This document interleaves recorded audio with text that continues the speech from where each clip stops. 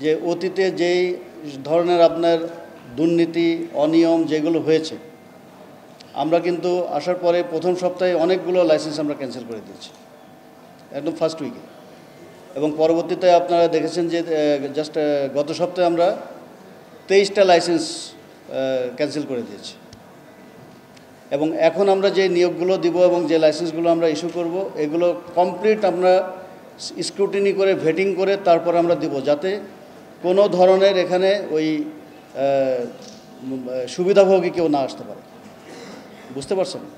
আমি বলি যে বন্দর আমাদের সবার এবং আমরাও বন্দরের। এটা কারোর ব্যক্তিগত সম্পদ না, এটা দেশের সম্পদ। কাজেই এখানে সবাই যেন সম অধিকার পায়, এখানে যেন কোনো বৈষম্য না থাকে।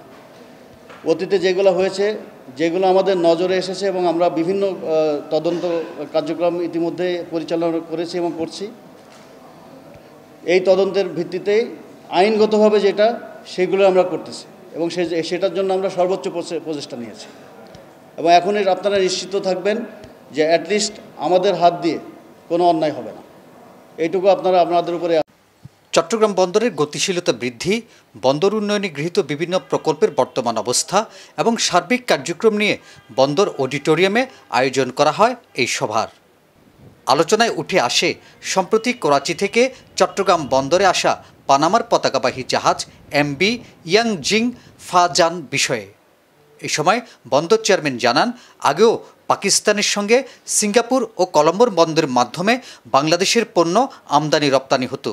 নতুন রুট চালু হওয়ায় আমদানি রপ্তানি বাণিজ্যে গতিশীলতা সৃষ্টি হবে। আমি বলি যে বন্দর আমাদের সবার এবং আমরাও বন্দরের। এটা কারোর ব্যক্তিগত সম্পদ না, এটা দেশের সম্পদ। কাজেই এখানে সবাই যেন সম অধিকার পায়, এখানে যেন কোনো বৈষম্য না থাকে। অতীতে যেগুলো হয়েছে, যেগুলো আমাদের নজরে এসেছে এবং আমরা বিভিন্ন তদন্ত কার্যক্রম ইতিমধ্যে পরিচালনা করেছি এবং করছি, এই তদন্তের ভিত্তিতেই আইনগতভাবে যেটা সেগুলো আমরা করতেছি এবং সেটার জন্য আমরা সর্বোচ্চ প্রচেষ্টা নিয়েছি। এবং এখন আপনারা নিশ্চিত থাকবেন যে অ্যাটলিস্ট আমাদের হাত দিয়ে কোনো অন্যায় হবে না। গত সরকারের আমলে বিনা টেন্ডারে চট্টগ্রাম বন্দরের বিভিন্ন টার্মিনাল এবং বার্থ ভাগাভাগি করার প্রসঙ্গে বন্দর চেয়ারম্যান জানান, এসব বিষয়ে তদন্ত করা হচ্ছে, আইন অনুযায়ী ব্যবস্থা নেওয়া হবে। জানান, গত সরকারের আমলে দেয়া 23টি শিপিং লাইসেন্স বাতিল করা হয়েছে। আজকে যদি আমরা ফরেন ইনভেস্টমেন্ট না আসে, তাহলে কিন্তু আমরা আমাদের যে অর্থনৈতিক সক্ষমতা, এটা দিয়ে আমরা কিন্তু আসলে আগাইতে পারবো না। চলতে পারবো, বাট ওইভাবে উন্নতি করা যাবে না। তো সেই জন্যে আপনার ইনক্লুসিভনেস থাকতে হবে, আমাদেরকে সবাইকে এখানে নিয়ে চলতে হবে। এবং আমি মনে করি আমাদের মেইন হবে যেটা একটা উইন উইন হয়, যেটা কোথাও যেন আমরা যেন লস না করি। চট্টগ্রাম বন্দরকে ঘিরে নতুন সম্ভাবনার কথা তুলে ধরে বন্দর চেয়ারম্যান জানান, মাতার বাড়িতে গভীর সমুদ্র বন্দর নির্মাণের মাধ্যমে চট্টগ্রাম বন্দরকে রিজনাল ট্রান্সশিপমেন্ট হাব হিসেবে গড়ে তোলা হচ্ছে। পাশাপাশি বৈশ্বিক বাণিজ্যিক প্রতিযোগিতায় টিকে থাকতে বে টার্মিনাল নামে চট্টগ্রামের সমুদ্র উপকূলে আরও একটি বন্দর নির্মাণ করা হচ্ছে। আমরা মাতার বাড়িতে যেটা করছি, এটা কিন্তু টোটাল হলো আপনার 6 জেনারেশন হবে। ঠিক একইভাবে বে টার্মিনাল, মানে ওখানে আপনার এটা গ্রিন পোর্ট হবে এবং সেখানে টেকনোলজি যেগুলো আসবে এগুলো কিন্তু গ্রিন টেকনোলজি আসবে। আপনার ওই যে ক্রেন আমরা অপারেট করি, ওই ক্রেনগুলো হবে কিন্তু আপনার লেটেস্ট টেকনোলজি, 6 জেনারেশন টেকনোলজি।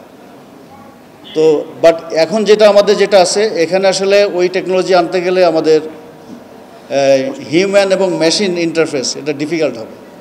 তো সেই জন্য ইন্টারিম পিরিয়ডে আমরা হয়তো এই পোর্টটা আমরা যতটুকু সম্ভব আমরা টেকনোলজির হেল্প নিব। বাট ভবিষ্যতে ইনশাল্লাহ যেই পোর্টগুলো আসতেছে, যেমন আমাদের APM টার্মিনাল হচ্ছে পাশে লালদিয়ার ওখানে, এটা ডেনিশ কোম্পানি করছে। তো এটা যখন হয়ে যাবে তখন কিন্তু এখানেও গ্রিন পোর্ট হবে। ঠিক একইভাবে আমাদের বে টার্মিনালের 3টা টার্মিনালই হবে গ্রিন পোর্ট এবং মাতার বাড়ি।